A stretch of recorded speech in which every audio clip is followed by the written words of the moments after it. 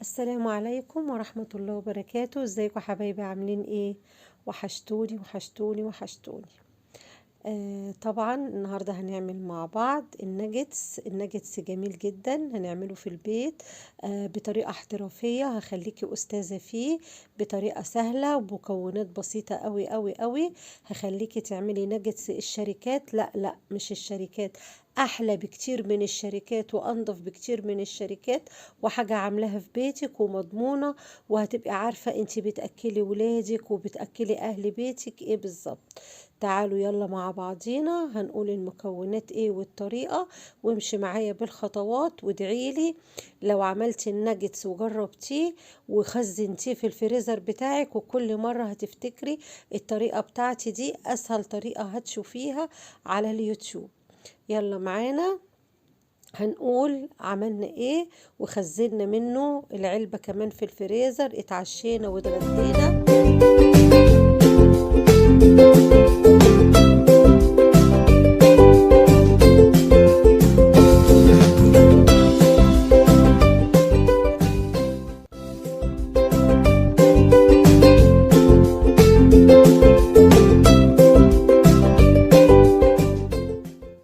هنبتدي وصفتنا ونقول اللهم صل وسلم وبارك عليك يا حبيبي يا رسول الله.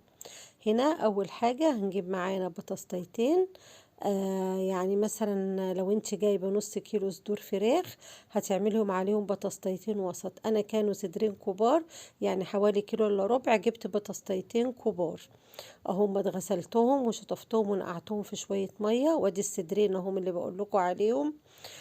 كانوا يعني فوق النص كيلو بشويه، يعني تقدري تقولي كيلو الا ربع. تمام، غسلتهم طبعا في ملح وليمون ودقيق، وبعد كده هو همسكهم صفيتهم كويس وهقطعهم اهوت زي ما انتوا شفتوا كده مكعبات.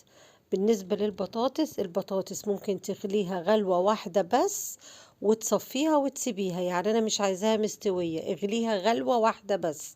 عايزاها تدوسي عليها تلاقيها جامدة، بس يعني هي غلوة واحدة.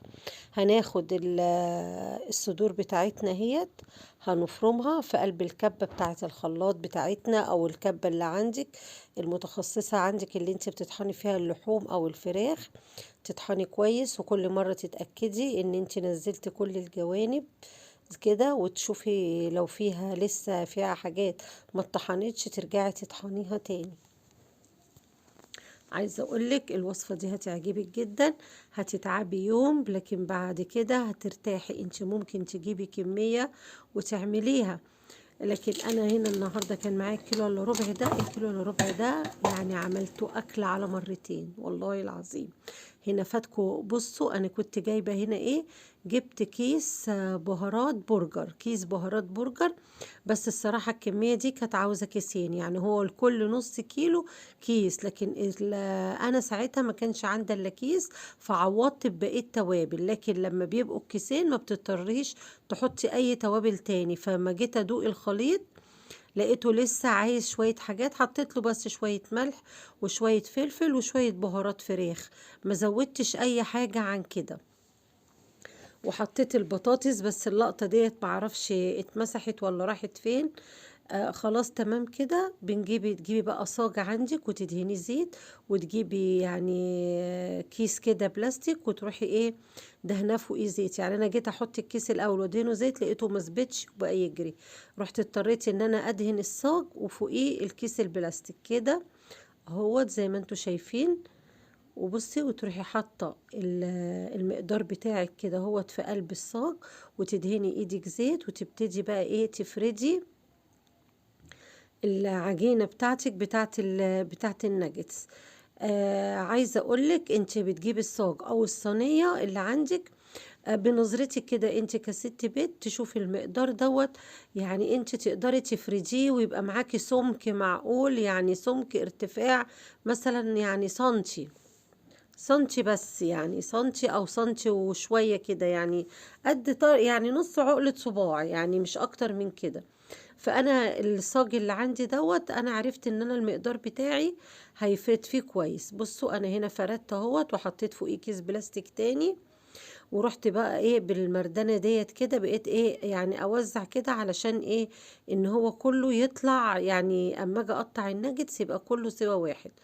هنا بصوا بساوي الاطراف كده اللي جاية على الطرف كده هوت، يعني شوية تعجينة طالعة على الطروف بقيت انزلها. هنا بقى انت ليكي حرية اختيار، عايزة تقسميه مكعبات، عايزة تقسميه ناجتس صوابع، عايزة تجيبي قطاعات بشكل بقى انت عندك اطفال وعايزة تفرحيهم وتعملي قلوب وتعملي دواير، بس هيطلع هالك وتضطري ان انت تلمي وترجعي تزوقي تاني.